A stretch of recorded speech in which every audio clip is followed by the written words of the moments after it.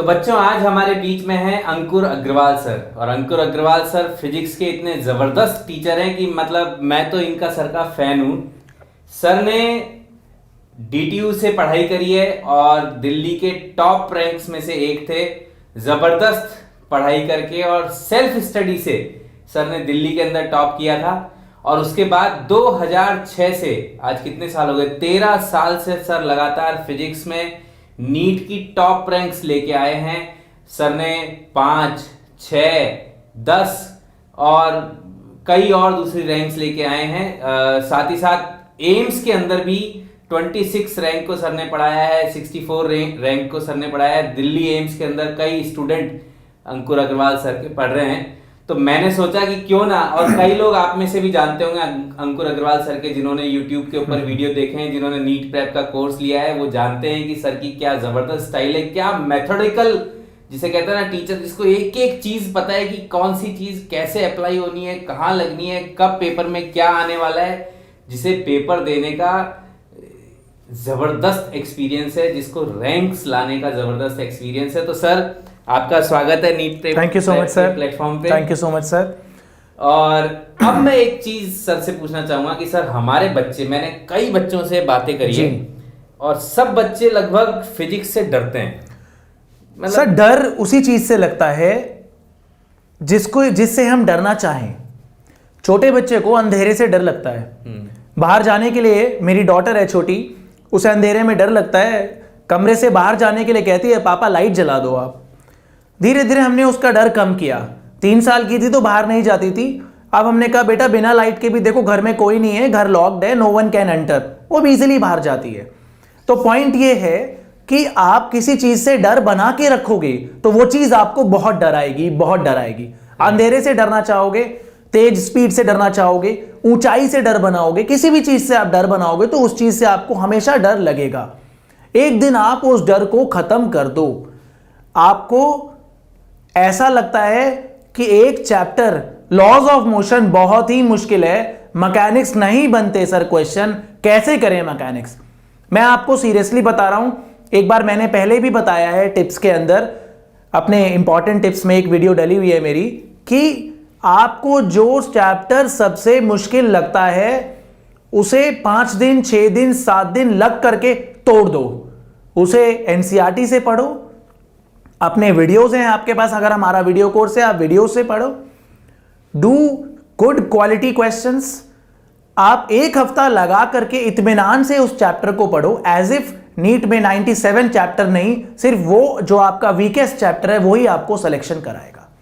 1 week के बाद पूरी शिद्दत से, पूरी मेहनत से पढ़ने के बाद अगर आप किसी एक ऑब्जेक्टिव बुक के 10 में से 8, 10 में से 9 या हमारे ऑब्जेक्टिव क्वेश्चंस जो पढ़े हैं नीट प्रेप के प्लेटफॉर्म पे बहुत ही अच्छे चुनिंदा सेलेक्टिव क्वेश्चंस पढ़े हुए हैं, उन्हें 500 क्वेश्चन में से सेलेक्ट करके हमने 50 क्वेश्चन डाले, हर एक में वैरायटी है, जैसे कि क्वेश्चंस हम लाइव सेशंस में करते हैं। आप 1 हफ्ते के बाद उस लॉज ऑफ मोशन के क्वेश्चन को एक नीट की एप्रोप्रिएट बुक से सॉल्व करो। अगर 10 में से 8 क्वेश्चन हो जाएंगे ना, उसी दिन नीट में सेलेक्ट हो जाओगे, उसी दिन नीट में। ये करेक्ट है। जो वीकेस्ट चैप्टर था अगर वो स्ट्रॉन्गेस्ट हो गया तो स्ट्रॉन्ग चैप्टर का तो क्या करोगे आप, मैं नहीं बता सकता। मेरे टाइम में बच्चों, ये डिजिटल रेवोल्यूशन जो इंडिया में आया, ये अब जियो के थ्रू या जैसे भी इंटरनेट अब काफी सस्ता हो गया। पहले 1 GB के लिए हम बहुत पैसा दे रहे थे, राइट, या गवर्नमेंट की अपनी पॉलिसीज हैं कि हम डिजिटल इंडिया बना रहे हैं। तो उस वजह से आज नीट प्रेप जैसे कोर्स आपके पास घर घर, गांव में, हर जगह अवेलेबल है। मेरे टाइम में इंटरनेट उतना नहीं चलता था, साइबर कैफे में जाते थे। हालांकि मैं आपसे बहुत बड़ा नहीं हूं एज में, बट 10 सालों में बहुत चेंज आया, आपको पता है। डिजिटली बहुत फर्क आया, टेक्नोलॉजी में बहुत फर्क आया। पहले आप black and white phone use कर रहे थे, आज स्मार्टफोन्स में आप मेरी वीडियो देख सकते हो इजीली। आप मेट्रो में ट्रैवल करते हुए एक वीडियो देख करके हमारा ऑनलाइन कोर्स पे एक चैप्टर कवर अप कर सकते हो हर रोज, अगर आप मेट्रो में कहीं जाते हो तो। अरे सर आपको मैं बताऊं, नीट प्रेप का कोर्स 450 जिलों के अंदर बच्चे पढ़ रहे हैं। मतलब चंपारण का कोई एक छोटा सा कस्बा जो है, वहां पे भी बच्चा नीट प्रेप से पढ़ रहा है, क्योंकि ये डिजिटल क्रांति है और इसका फायदा सबको उठाना चाहिए और सबको हो भी रहा है। देखिए, हर जगह पर आप कहीं पर भी फिजिकल कोचिंग ज्वाइन करते हैं तो ये काफ़ी डिफिकल्ट होता है कि आपको सारे सब्जेक्ट के टीचर एक बराबर लेवल के मिल जाएं। या हो सकता है, मैं ये नहीं कहना चाहता टीचर, हो सकता है कि 4 में से 3 टीचरों से आपकी बॉन्डिंग अच्छी हो और एक से आपकी बॉन्डिंग अच्छी ना हो पाए। बट यहाँ पर नीट प्रेप के प्लेटफॉर्म पे कोशिश ये करी गई है कि सारे अच्छे टीचर्स को एक जगह पर आपके लिए लाके खड़ा कर दिया जाए। राइट। अब मैं वापस आता हूं अपने ऊपर। मेरे टाइम में कुछ इस तरह की चीजें अवेलेबल नहीं थी और मैंने कहीं पर फिजिकल कोचिंग नहीं करी। रीजन बिहाइंड कि मैं फिजिकल कोचिंग के लिए रोज 1.5 घंटा आना और 1.5 घंटा जाना ट्रैवल नहीं कर सकता था। मैं बचपन से ही सेल्फ स्टडी में बिलीव करता था। सेल्फ स्टडी के बाद जो मुझे डाउट्स आते थे तो मैं 10 किताबें लेके आता था मार्केट से। बुक ए का क्वेश्चन बुक बी नहीं तो बुक डी नहीं तो ई बुक में मिल जाता था। तो मुझे उसके लिए थोड़ी मेहनत मुशक्कत करनी पड़ती थी। मुझे अपने आप नोट्स बनाने पड़ते थे। इनफैक्ट मैंने अपने आप नोट्स बनाए और अपने आप प्रैक्टिस करी।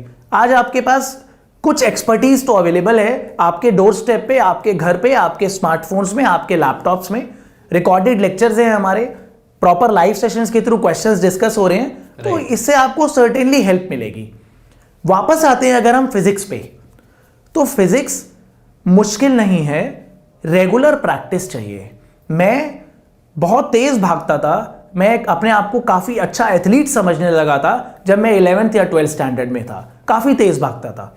कुछ टाइम पहले अभी मैं यूरोप गया था घूमने, वहां पर मैंने एक रेस लगाई तो आई केम 4th। टोटल 5 लोग भाग रहे थे। तो सीरियसली मुझे ऐसा लगा यार ये क्या हो गया, ये क्या हो गया। मेरे को लगा था, आई वॉज एक्सपेक्टिंग कि वो जो 15 साल पहले जब 12th में था तो स्पीड तो आज भी वही होगी। बट उन 15 सालों में मैंने कुछ वेट गेन किया और मैंने डेली रनिंग प्रैक्टिस नहीं करी। मैं 5th आता। सर्टेनली हो भी सकता था। तो मैंने डेली रनिंग की प्रैक्टिस नहीं करी। जब मैं स्कूल में था तो मैं 15 मिनट पहले स्कूल पहुंचता था और 15 मिनट ग्राउंड के 2 चक्कर लगाता था बस। आज इसीलिए वो रेस मेरे लिए डिफिकल्ट थी।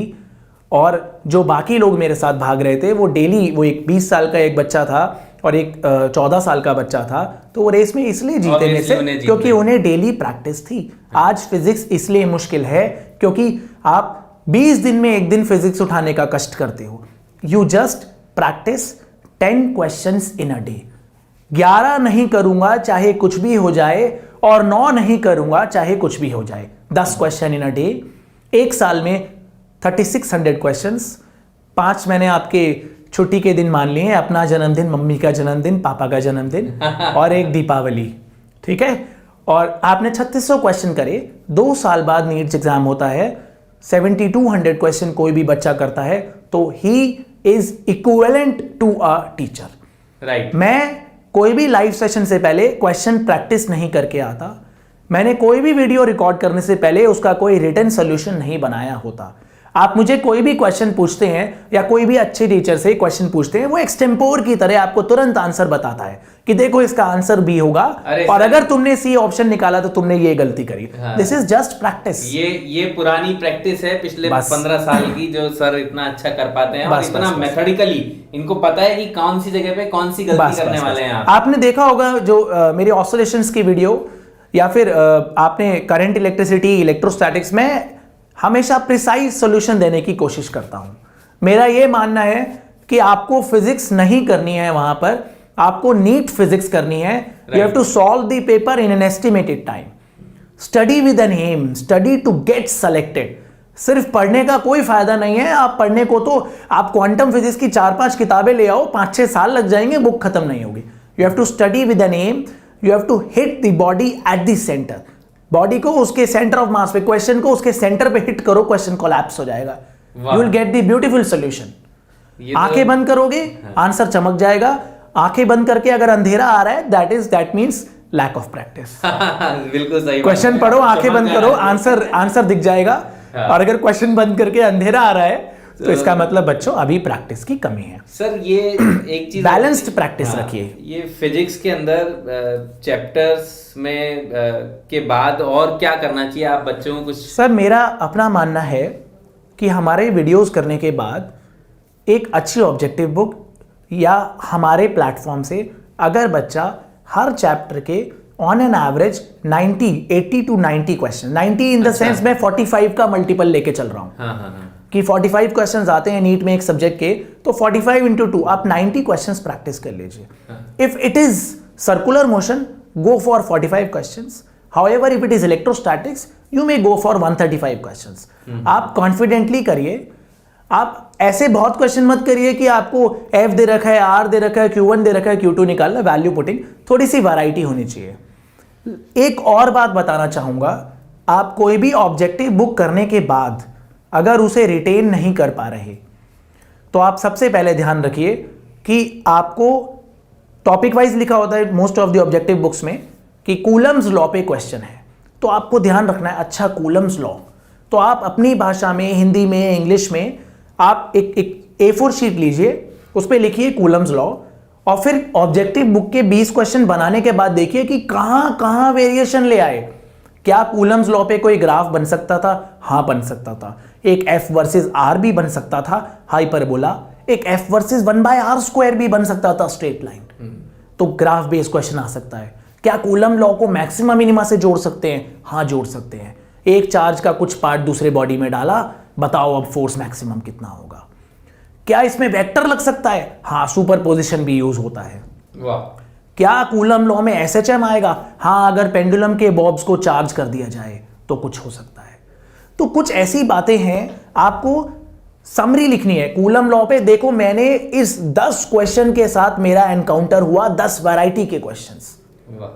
तो आप इस तरह की चीजों को ना, बड़ा एक टीचर वाली फीलिंग आ जाएगी आपके अंदर। Analysis important, technical analysis. आप बाद में ये देखे, हाँ अगर ये कूलम लॉ है तो इन्हीं टाइप में से ही होगा ज्यादातर। सर एक कोई माइंड मैप भी कोई चीज होती है? माइंड मैप, ये माइंड मैप मैं आपको नहीं बता सकता। क्यों? क्योंकि आपका माइंड क्या मैपिंग कर रहा है वो आप जानते हो। आप क्वेश्चन को कैसे इंटरप्रेट करते हो वो जरूरी है। आप ऑब्जेक्टिव बुक करो, जब आप 50 क्वेश्चन कर लो तो उन 50 क्वेश्चन को समराइज करो। ये जो स्प्रिंग वाला क्वेश्चन आ जाता है लॉज ऑफ मोशन में, तो स्प्रिंग को अगर धागा मान के सॉल्व करें तो आसान हो जा रहा है। तो यहां स्प्रिंग, जब भी स्प्रिंग तो धागा मानना है, वहां स्प्रिंग लिखा और उसको स्ट्रिंग लिख दिया। तो ये चीजें आपको करनी है, ये मैं नहीं सिखा सकता। आप समझ रहे हैं? कोई बच्चा लेफ्ट हैंड से लिखता है या राइट हैंड से लिखता है, वो कोई नहीं सिखा सकता।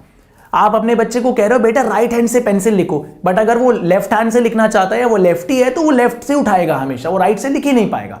तो ये वो चीजें हैं जो सबकॉन्शियस माइंड के अंदर आपके लिए चलनी चाहिए। ये आपको समझ आना चाहिए कि अब क्या इसकी समराइज करा, क्या मैंने 100 क्वेश्चन करने के बाद कुछ सीखा। तो वो जो कुछ सीखा वो बहुत इंपॉर्टेंट है, आप वही साथ लेके जाओगे। कोई 100 क्वेश्चन का सॉल्यूशन रिटेन नहीं कर सकता, राइट? आप यही सब बातें हैं बच्चों। आप अपने घर पे, अगर आप अपने घर से आज भी दो घंटे का रास्ता कवर करके कहीं फिजिकल कोचिंग करने जा रहे हो, तो वो 2 घंटे का टाइम, सेल्फ स्टडी का टाइम आप लूज कर रहे हो। राइट, बिल्कुल सही बात है। बेटर ऑप्शन ये है कि जब सेल्फ स्टडी से अच्छा कुछ है ही नहीं। सेल्फ स्टडी है, प्लस अगर आपको कहीं डाउट आते हैं तो आप वीडियो कोर्सेज से देख सकते हैं। और साथ ही साथ एक और इम्पॉर्टेंट बात है कि जो बच्चे अभी तक टेस्ट नहीं दे रहे हैं नीट प्रेप वाले, वो टेस्ट दें और टेस्ट को एनालाइज करें। और जो सर ने जितना शानदार तरीके से एनालिसिस का मेथड बताया है कि वो एक एक क्वेश्चन का पैरेलल खींच लो कि ये ग्राफ का क्वेश्चन है या ये आर का क्वेश्चन, किस चीज के ऊपर ये क्वेश्चन बेस्ड है, बस वो कर लोगे तो सिलेक्शन पक्का है। You will become a teacher. हाँ बिल्कुल बिल्कुल सर, बिल्कुल। टीचर और बच्चे में क्या फर्क है? फिर हाँ, बस 10 साल की ज्यादा प्रैक्टिस। अब बेचारे बच्चे 10 साल तक प्रैक्टिस नहीं कर सकते, बस यही फर्क होता है। स्मार्टली प्रैक्टिस करनी पड़ेगी, इसका मतलब।